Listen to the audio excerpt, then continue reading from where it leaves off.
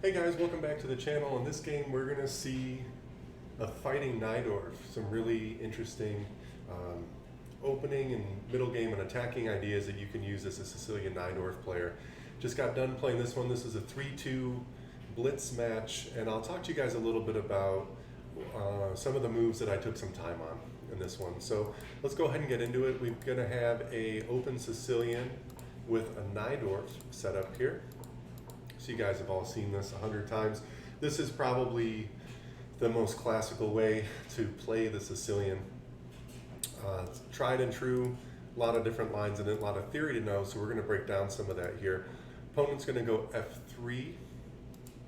And after F3 now, what we know and what I'm building on from a previous video, in a previous video I talked about when white has the bishop on E2 and the pawn is still on F2 here, we have to be careful about playing this move B5, because in response to B5, white can play bishop to F3, and at that point he's one pawn push away from revealing an attack on our rook.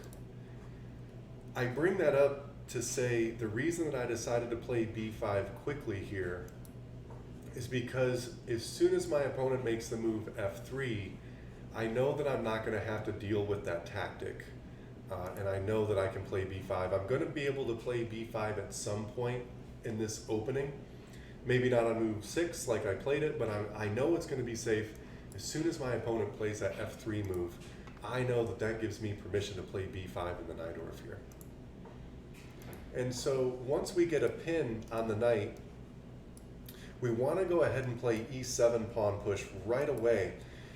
Reason being, if our opponent takes the knight, we can take back with the queen and our pawn structure remains intact.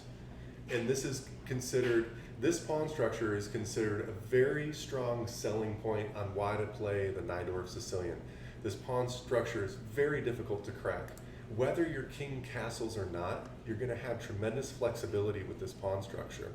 So the reason that we play this pawn move and we don't just say bishop to b7, for example, is because if our opponent takes, we're going to have to stack one of our pawns, and we're going to end up with a pawn structure that's not great, right? So this is most likely the pawn structure that we would end with. This is not a strong pawn structure. We can guarantee that we're not going to end up in that pawn structure by just playing e6 right away, and then bishop to e7, immediately removing the pin.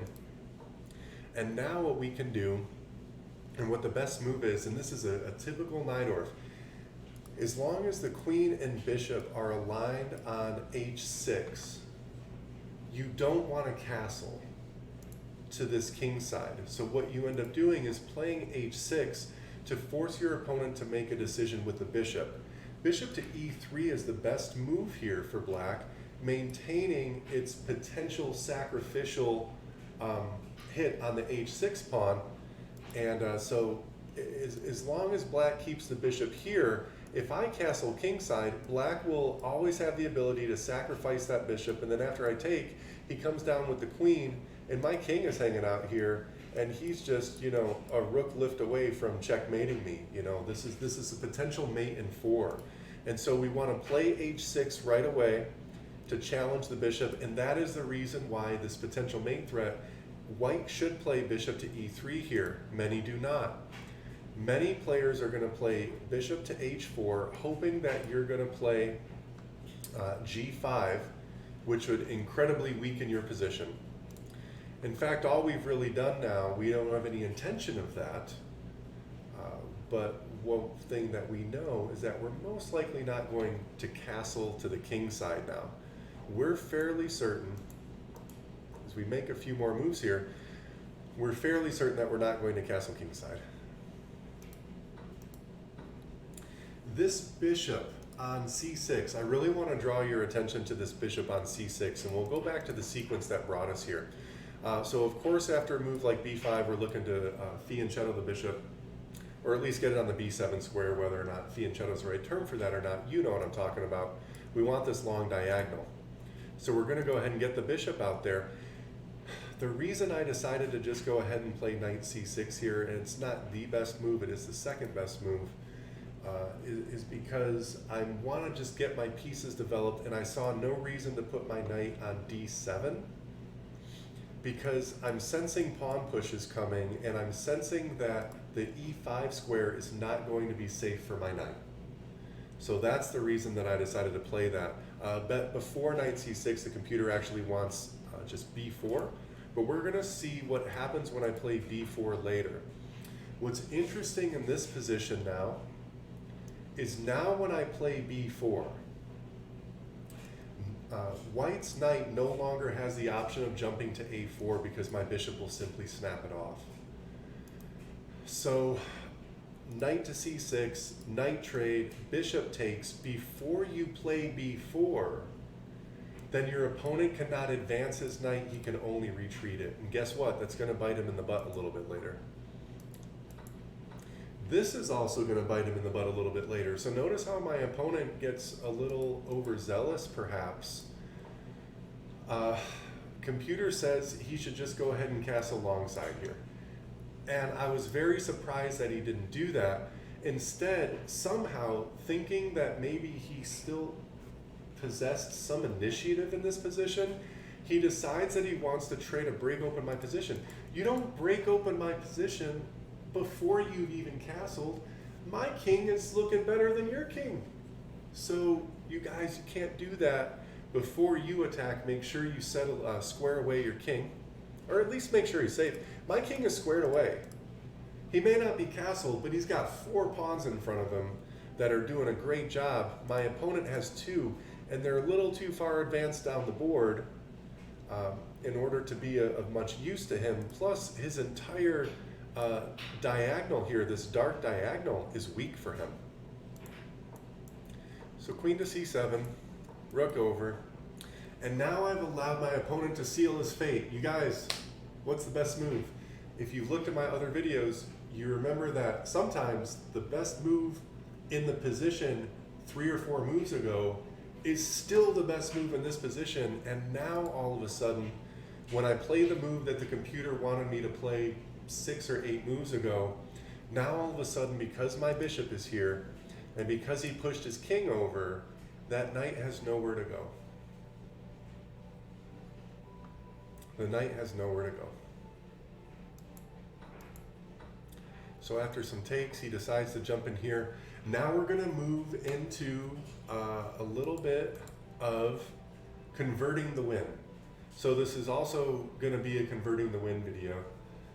And I want you guys to go ahead and figure out where you're going to put this bishop.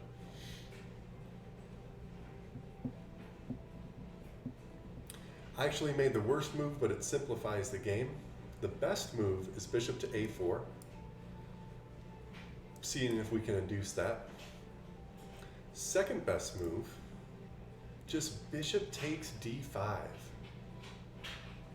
Savage. Bishop takes d5. If queen comes up and takes, then we have queen takes c2 and mate because of our bishop. That's crazy stuff. That's just too easy.